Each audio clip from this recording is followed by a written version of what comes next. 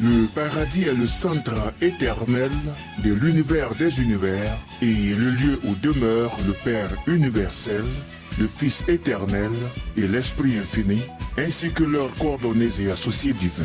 Cette île centrale est le plus gigantesque corps organisé de réalité cosmique dans tout le maître univers.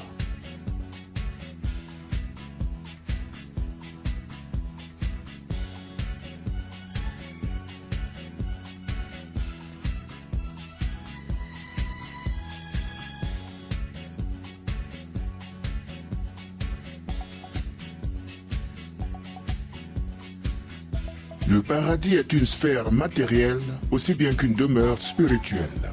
Toute la création intelligente du Père universel est domiciliée sur des demeures matérielles. Il faut donc que leur centre de contrôle absolu soit également matériel, au sens propre du mot. Et il y a lieu de répéter de nouveau que les choses d'esprit et les êtres spirituels sont bien réels.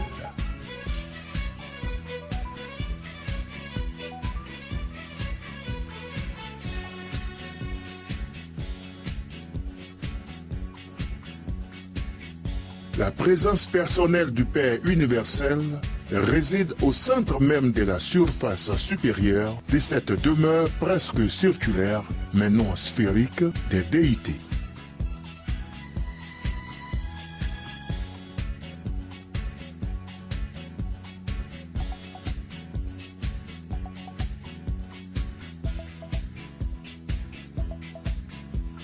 Cette présence au paradis du Père universel est directement entourée par la présence personnelle du Fils éternel, tandis que tous les deux sont revêtus par la gloire indicible de l'Esprit infini.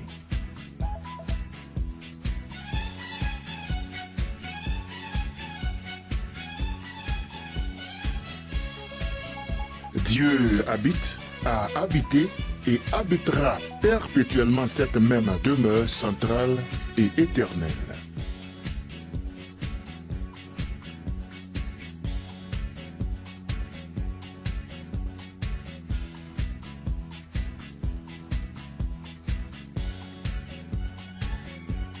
Nous l'avons toujours trouvé là et nous l'y trouverons toujours.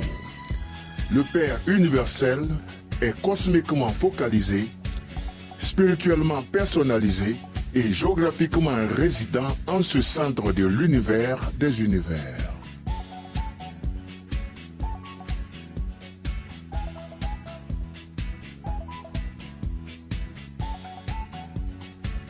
Même depuis votre emplacement astronomique, depuis votre position spatiale dans les royaumes étoilés, vous commencez à apercevoir fugitivement l'immensité de l'univers matériel.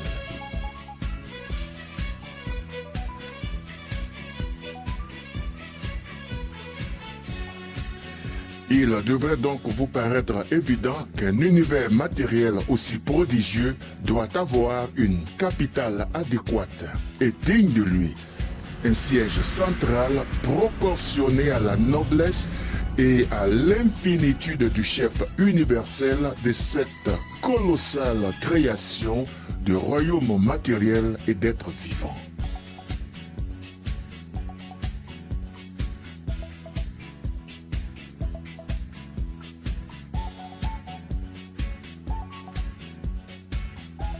Dans sa forme, le paradis diffère des corps habités de l'espace.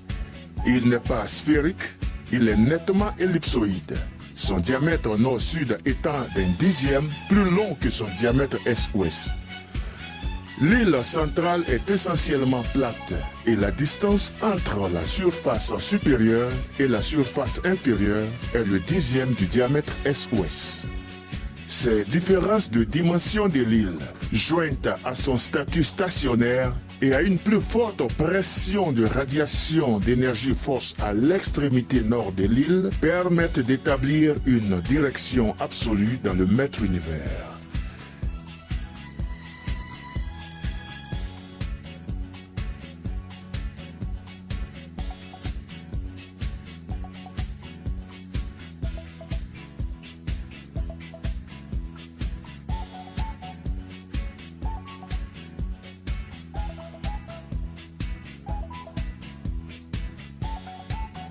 L'île centrale est divisée géographiquement en 3 domaines d'activité.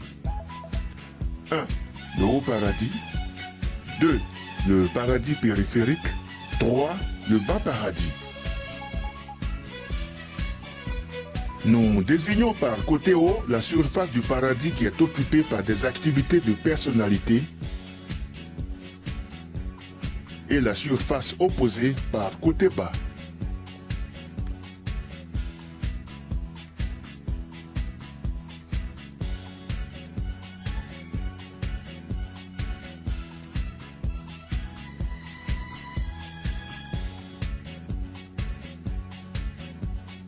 La périphérie du paradis sert à des activités qui ne sont ni strictement personnelles, ni non personnelles.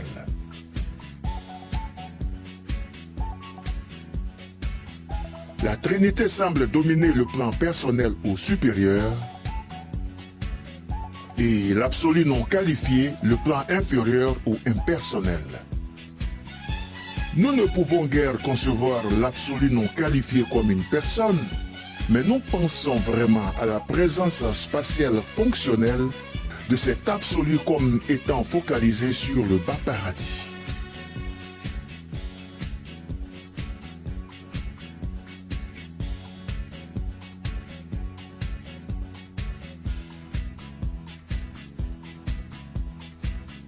Sur le haut paradis, il y a 3 sphères grandioses d'activité. La présence de la déité, la sphère très sainte et l'air sainte. La vaste région qui entoure immédiatement la présence des déités est mise à part en tant que sphère très sainte et réservée pour les fonctions d'adoration, de trinitisation et d'aboutissement spirituel supérieur.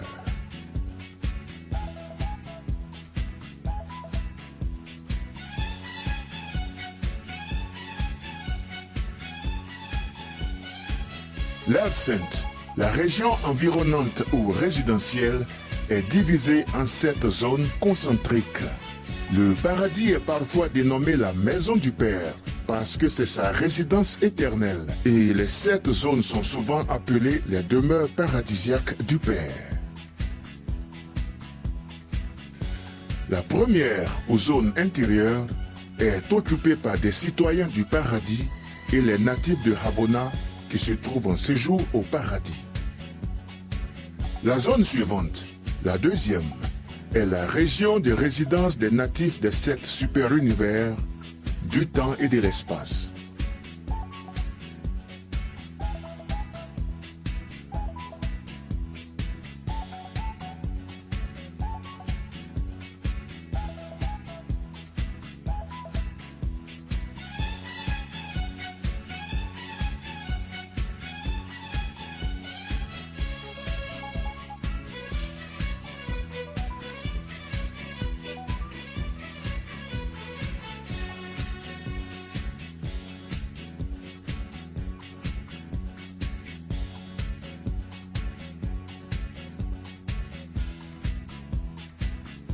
Une partie de cette deuxième zone est subdivisée en 7 divisions immenses, formant le foyer paradisiaque des êtres spirituels et des créatures ascendantes qui proviennent des univers de progression évolutionnaire. Chacun de ces secteurs est exclusivement consacré au bien-être et à l'avancement des personnalités d'un seul super-univers, mais ces aménagements dépassent à peu près infiniment les besoins de cet super-univers actuel.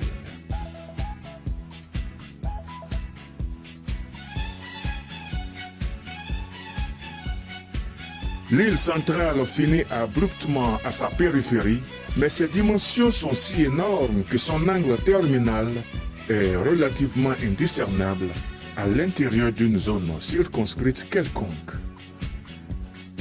La surface périphérique du paradis est occupée en partie par les champs d'atterrissage et de départ de divers groupes de personnalités d'esprit.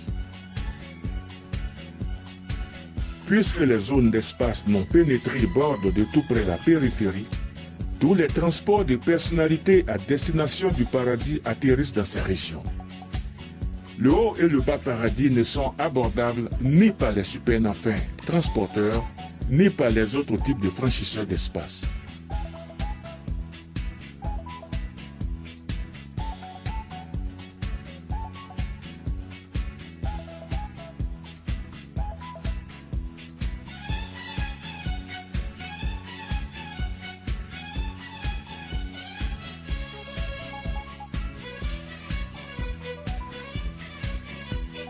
Les 7 maîtres esprits ont leur siège personnel de pouvoir et d'autorité sur les 7 sphères de l'esprit qui circulent autour du paradis dans l'espace situé entre les brillants globes du Fils et le circuit intérieur des mondes de Ravana.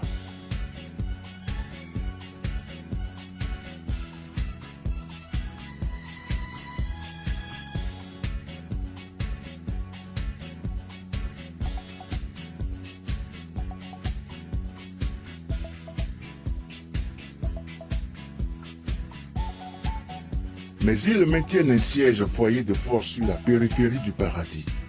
Là, les présences des 7 directeurs suprêmes de pouvoir circulent lentement et marquent l'emplacement des 7 stations, d'où certaines énergies du paradis sortent comme des éclairs vers les 7 super-univers.